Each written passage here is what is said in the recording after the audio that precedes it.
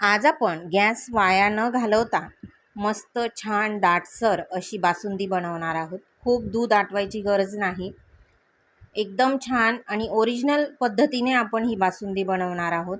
Video शेवटपर्यंत पाहत रहा. अतिशय चविष्ट अशी छान मस्त दाटसर बासुंदी तयार होते.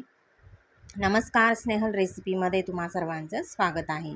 बघताच क्षणी तुम्हाला दिसत असेल की अतिशय दाटसर अशी छान मस्त बासुंदी या ठिकाणी आपली तयार झालेली आहे. गॅस वाया न घालवता खूप दूध न आटवता आपण ही बासुंदी बनवणार आहोत. तर या ठिकाणी 1 ते 1.25 लिटरची बासुंदी आपण बनवणार आहोत. तर या ठिकाणी दूध गरम करून मी त्याच्यावरची साय काढून घेतलेली आहे आणि ह्या दुधाची आता आपण बासुंदी बनवणार आहोत. तर या ठिकाणी जवळपास 1 लिटर दूध आहे. 1 लिटर दुधाची भरपूर अशी बासुंदी तयार होते. आता आपल्याला हे दूध गरम करून घ्यायचं आहे. त्यापूर्वी ज्या भांड्यामध्ये आपण दूध काढणार आहोत ते भांडं थोडंसं पाण्याने धुवून घ्यायचं, म्हणजे ओलं करून घ्यायचं, म्हणजे खाली दूध चिपकत नाही. आणि दूध आता आपल्याला उकळून घ्यायचं आहे. तर या ठिकाणी दूध उकळायला सुरुवात झाली आहे. दूध वर आलेलं आहे. आता दूध गरम अशा पद्धतीने वर आल्यानंतर गॅस कमी करायचा आणि हे दूध आपण थोडा वेळ कमी गॅसवर आटवून घेऊ. तोपर्यंत आपण बासुंदी दाटसर होण्यासाठी 20 ते 25 या ठिकाणी आपल्याला काजू लागणार आहेत. फक्त 25 काजूंचा वापर करून अशी मस्त घट्टसर बासुंदी, तेही कमीत कमी दूध उकळवून आपण बनवणार आहोत. तर या ठिकाणी 25 काजू घ्यायचे आहेत, मिक्सरच्या भांड्यामध्ये घालायचे आणि आता याची आपल्याला छान बारीक एकदम पावडर करून घ्यायची आहे. तर या ठिकाणी मिक्सरला फिरवताना चालू बंद करून असं फिरवायचं, नाहीतर काजू तेल सोडून देतात आणि मग घट्ट गोळा तयार होतो. तर चालू बंद करून अगदी पिठासारखी पावडर दळून घ्यायची. आता ही पावडर आपण एका वाटीमध्ये काढून घेऊ.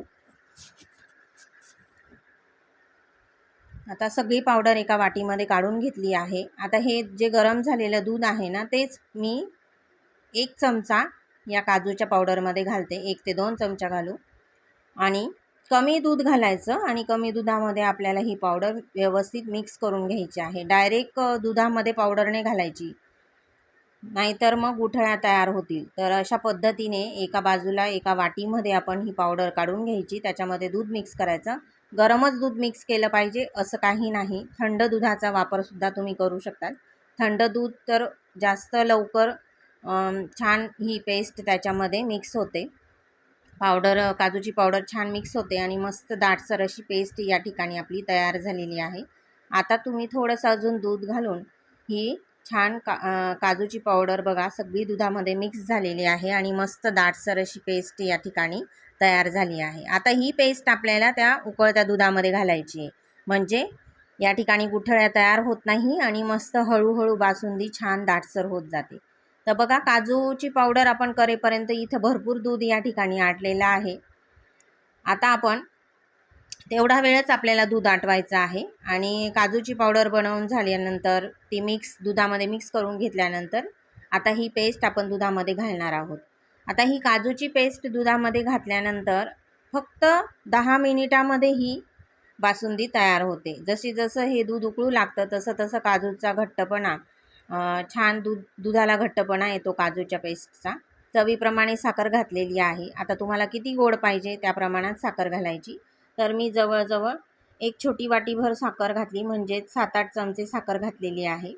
आणि साखर घातल्यानंतर छान बासुंदी उकळून घेतली 10 मिनिट आणि 10 मिनिट झाल्यानंतर आता मी गॅस या ठिकाणी बंद केलेला आहे.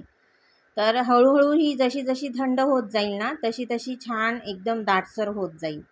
तर या ठिकाणी बघा मस्त अशी ही बासुंदी थंड झाल्यानंतर आपण बघूया. त्यापूर्वी आपण याच्यामध्ये थोडीशी वेलदोड्याची पावडर घालणार आहोत. गॅस बंद केल्यानंतरच वेलदोड्याची पावडर घालायची आणि थोडंसं जायफळ किसून घालायचं, म्हणजे छान स्वाद येतो बासुंदीला.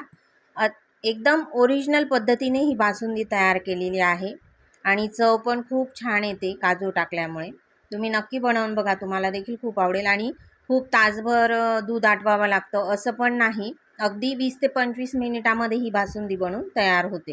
तर जायफळ पूड, वेलदोड्याची पावडर घालून ही बासुंदी थंड होऊ देऊ आणि थंड झाल्यानंतर आता आपण ही बासुंदी बघू.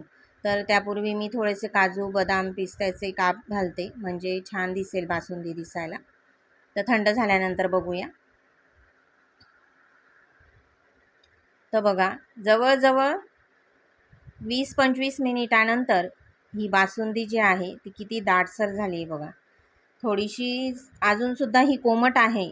अजून आणखीन जेव्हा ही थंड होईल तेव्हा एकदम घट्ट होईल आणि मस्त अशी ही अशी दाटसर तुम्हाला बासुंदी आवडली असेल तर नक्की बनवून बघा.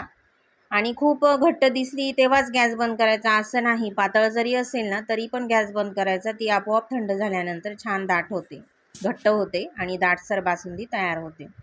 तर या ठिकाणी छान बासुंदी तयार आहे. नक्की सणांना बनवून बघा. रेसिपी आवडली असेल तर जास्तीत जास्त जणांपर्यंत शेअर करा. पुन्हा भेटूया नवीन रेसिपीमध्ये.